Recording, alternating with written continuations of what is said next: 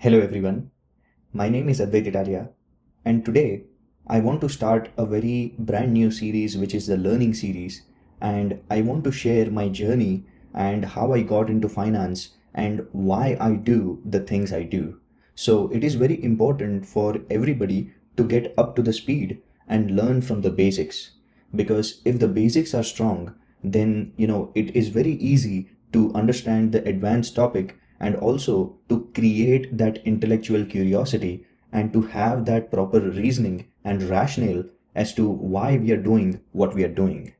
So I am a normal guy. I am, an engineer, very hardworking. I did my engineering in India. I came to the US. I studied for my master's. I completed my master's and I worked for a startup and then gained experience for 2 years and then worked for an MNC, a big company.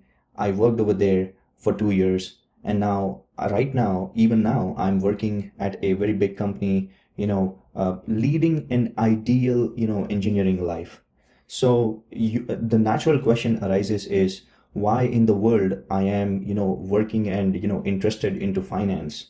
So the use case and the reason why I came up with this video is I want to share the exact journey and the rationale as to why we are doing the things that we are doing. So as I was a bachelor, I used to work really hard, and even today, and I used to accumulate a lot of money. And being frugal, I used to save a lot of money. And what happened is, I am from India. So in India, when you have a lot of money, you park it somewhere. And when you park at different avenues, you see that you get a specific percentage of return. Now, what happened with me was I was used to an environment in India wherein if you keep your money in the bank gives you interest in return of keeping the money. Now, if you come to US, suddenly you realized that you get $0 in interest or probably very negligible amount. So I came to US in 2016 and I started working in 2018. And since then, I had never seen, a single penny in interest. Normally, what happens is until 2022, US was in a zero interest rate environment wherein the federal government doesn't, have a very high interest rate. And so does the consumer banks. They don't give the interest rate either. So even if somebody is able to bag a really good deal on the savings account for 1 or 2%, imagine you are getting 1 to 2% on an annual basis. So that is really not a good place to park your money.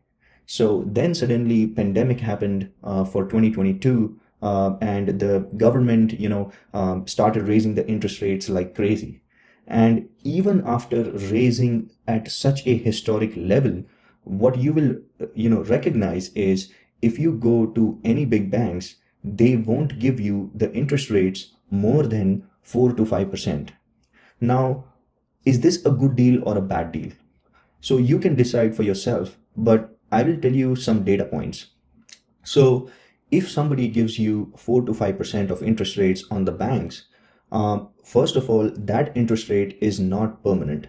So what you get is an APY, that is annual percentage rate, or an APR, that is, variable. So not necessary that, going forward, you will receive the same amount of interest rates.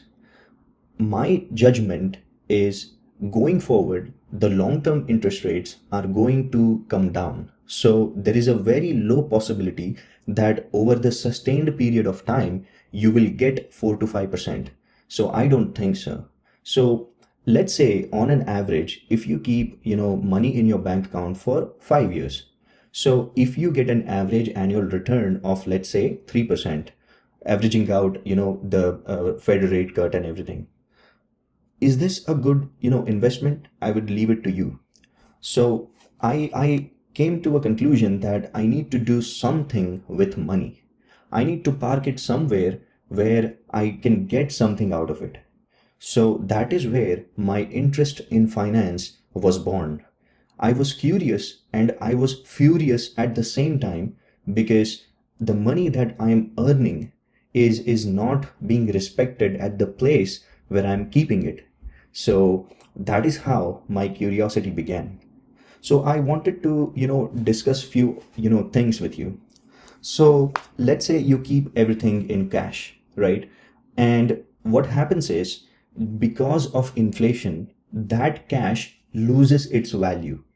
That is one thing. You might have realized, for some of you who have, been like me, came 3 to 4 years ago, and then over right now, you will see that majority of the items that you purchase have, gone skyrocketed up in the prices. So what does that mean? That means the financial condition that you were in, the purchasing power of your dollars 2 to 3 years ago is significantly less today. So let's say if you would have parked it somewhere wherein the rate of growth was more than the rate of inflation, then your purchasing power would be it would be in a very good position. So that is the number one reason why I don't like to keep an enormous amounts of money in banks. Yes, we can keep a certain percentage of net worth into banks, so that let's say we can save for the rainy day, or so that we can have an ample of liquidity.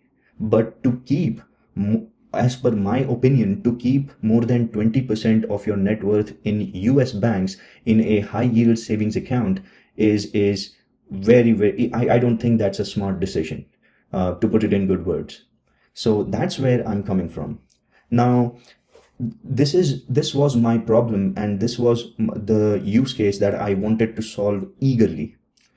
So I researched a lot of options, and that options, I figured out a lot of different asset classes, a lot of different avenues in which I can park my money, I can do something about it, so that when, even if I'm sleeping, I'm making money over the time, however slow pace it may be. So I, came across multiple businesses in US. So let me bring a very important point in front of you.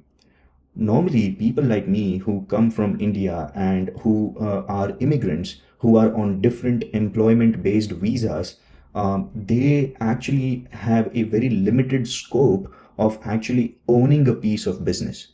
So, for example, if I want to open a legit business, let's say I saved a lot from my salary, and if I want to own a business, then if I am not a permanent resident, or if I am not a citizen over here, then owning 51% or more in a particular business is a very difficult thing. Because legally, if I'm employed by a certain employer, then I'm not supposed to have a genuine business, because my visa restrictions, or the immigration policies, or law doesn't permit me to actually have a majority stake in any a corporation. So that is the legal constraint for the immigrants like me. So I explored other options as well. So for example, what if I do a partnership with people who are a permanent resident, or who are citizens? Then maybe I can have 49 to less than 51% stake, and still get the rewards of the business. So even that can be done.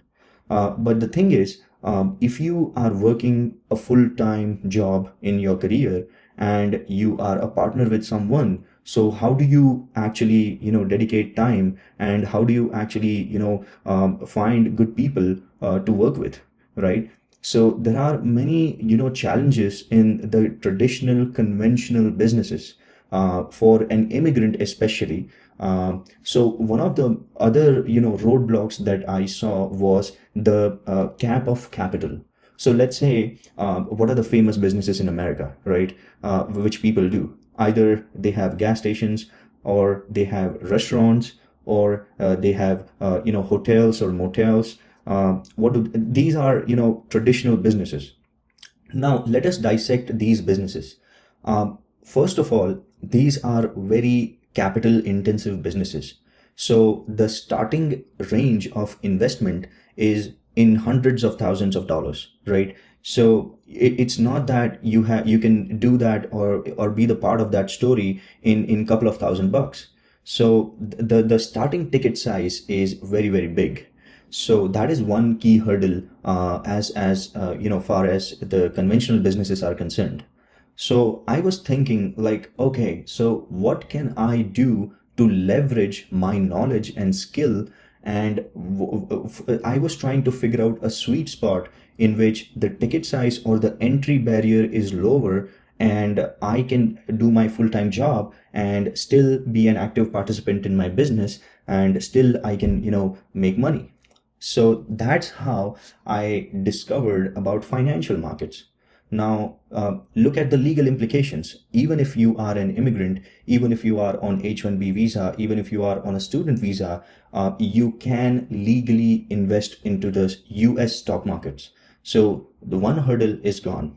Now, let's look at the second hurdle, the ticket size. So you can be a shareholder in any good blue chip stock company in the matter of, in the multiples of hundreds of dollars as opposed to hundreds of thousands of dollars. So these two, benefits like low entry barrier and, legal implications are not there. So that I thought was a good starting point for me to actually explore the equity and financial markets business and see if I can do something, and if I can be good at it, then maybe this can be a really good opportunity. So this is how my curiosity and my journey for financial, world started. So all I had to do is to use my brain to do hard work in understanding things and in finance, and then I could be anywhere. I could be doing any job, but still I can take the advantage of, the equity markets.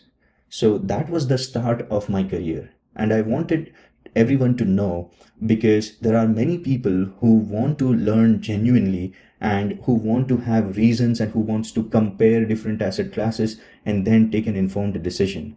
So I hope that I have given you many pros and cons and many data points for you to decide, and maybe you can start your journey from there. So this is the first part of my learning series where I try to do from zero to the highest level, which I can possibly achieve. So I'll try my best to keep things simple, but here is my first video for the reasoning and, for the rationale of the things, why I do it, how I do it. So I'm going to share other videos as well, and I'm going to share the everything about what I do. So please stay tuned and enjoy the learning series, and thank you all for watching.